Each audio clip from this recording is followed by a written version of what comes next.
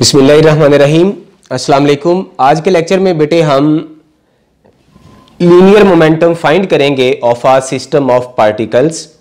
अगर हमारे पास एक बॉडी हो जो बहुत सारे पार्टिकल से बनी हो तो उस बॉडी का लीनियर मोमेंटम क्या होगा, और साथ ही हम प्रूव करेंगे law of conservation of linear momentum.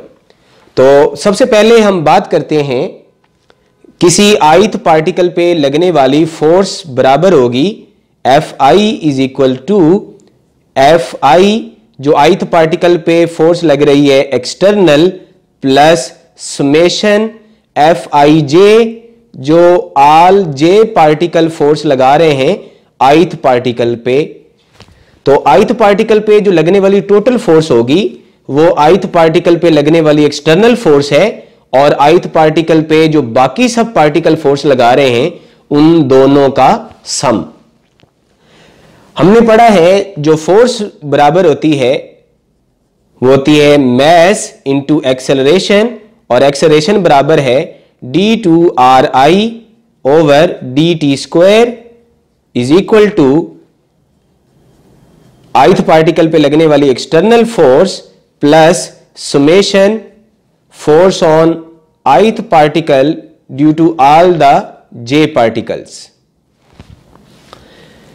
अब यहां पे क्योंकि m को हम डेरिवेटिव के साथ लिख सकते हैं तो ये हमारी इक्वेशन बन जाएगी d2 over D T square M I R I vector is equal to F I external plus summation over J F I J.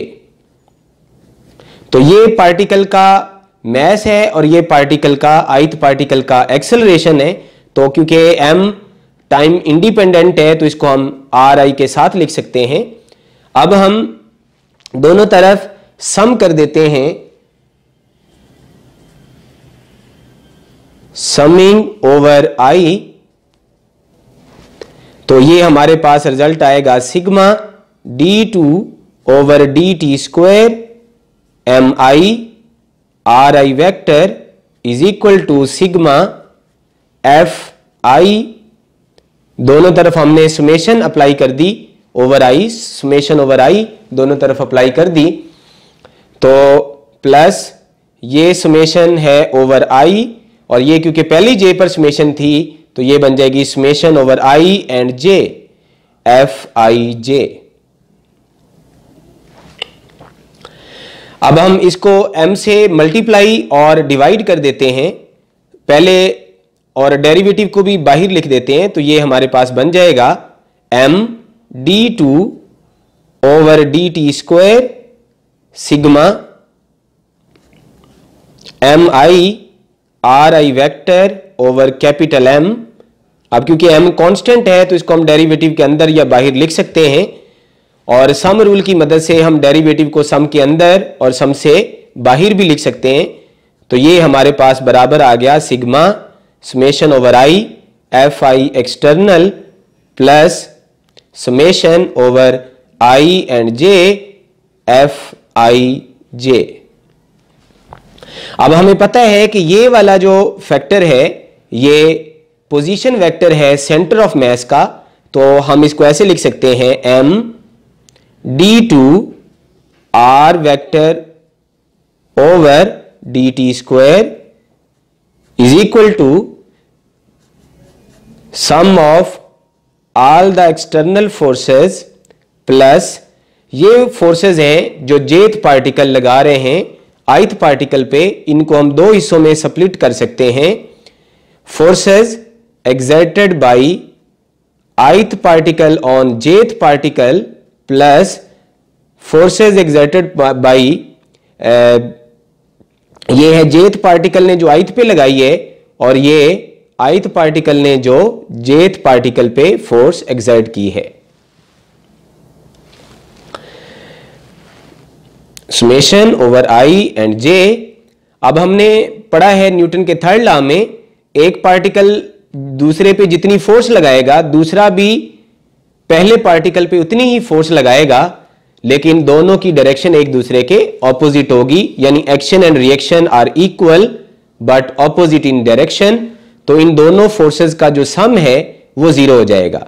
तो आप यहां पर लिख सकते हैं since Fij is equal to minus Fji, क्योंकि ये फोर्सेस जो Ji पे लगा रहा है और जो Ij पे लगा रहा है ये इक्वल हैं और ऑपोजिट हैं, तो इन दोनों का सम 0 हो जाएगा।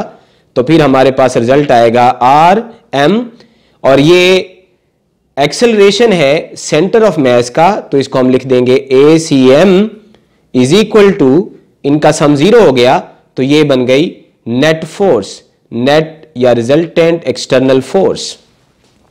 तो आपने यहां पर देखा कि जो सेंटर ऑफ मास है वो ऐसे मूव कर रहा है जैसे वो एक सिंगल पार्टिकल है, यानी सेंटर ऑफ मास की मोशन इंटरनल फोर्सेस से इंडिपेंडेंट है।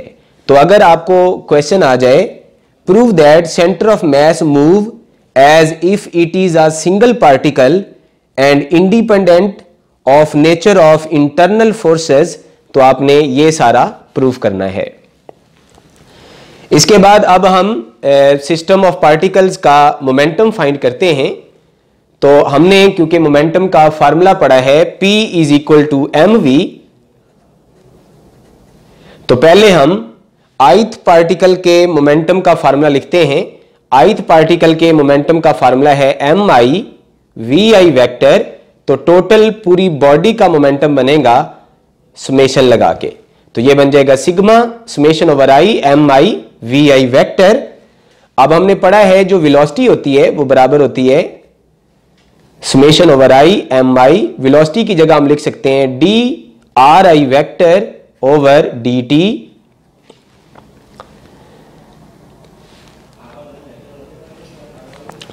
अब हम यहां डेरिवेटिव को शुरू में लिख देंगे, तो ये सम से पहले भी लिख सकते हैं सम रूल के मुताबिक, तो ये बन जाएगा sigma d over dt sigma mi ri vector. अब इसको सेंटर ऑफ मास बनाने के लिए हम कैपिटल M से मल्टीप्लाई भी कर देंगे और कैपिटल M पे डिवाइड भी कर देंगे, तो ये बन जाएगा m d over dt sigma mi ri vector over capital M। हमने पढ़ा है ये वाला जो फैक्टर है ये पोजीशन वेक्टर है सेंटर ऑफ मास का, तो फिर हम इसको लिख सकते हैं m d r over dt। अब ये dr ओवर dt ये वेलोसिटी है सेंटर ऑफ मास की, तो ये बन जाएगा m v cm। तो इसका मतलब पूरी बॉडी का मोमेंटम बराबर होगा total mass and velocity of the centre of मास। अब हम law of conservation of linear momentum को प्रूव करते हैं, तो हम दोनों तरफ डेरिवेटिव ले लेते हैं, तो ये बना dp over dt is equal to d over dt into m vcm। अब यहां से m क्योंकि कांस्टेंट है तो m को हम शुरू में लिख सकते हैं, तो ये बन जाएगा m dvcm ओवर dt। अब ये जो वैल्यू है rate of change of velocity of centre of मास, ये बराबर होगा एक्सेलरेशन ऑफ सेंटर ऑफ मास, तो इसको हम लिख सकते हैं MACM।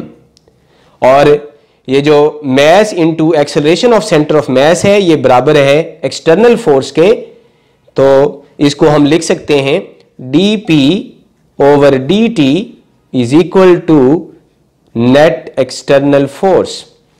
अब अगर एक्सटर्नल फोर्स बराबर हो 0 के, तो इसका मतलब dp over dt is equal to 0 है, यानी लीनियर मोमेंटम का डेरिवेटिव 0 होगा।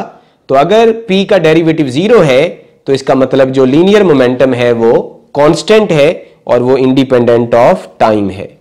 तो यहां पर हमने सिस्टम ऑफ पार्टिकल के मोमेंटम को फाइंड किया, सिस्टम ऑफ पार्टिकल पे लगने वाली फोर्स को फाइंड किया और साबित किया कि सिस्टम ऑफ पार्टिकल्स में के केस में भी जो लीनियर मोमेंटम है वो कांस्टेंट रहेगा और वो इंटरनल फोर्सेस से इंटरनल फोर्सेस से इंडिपेंडेंट होगा।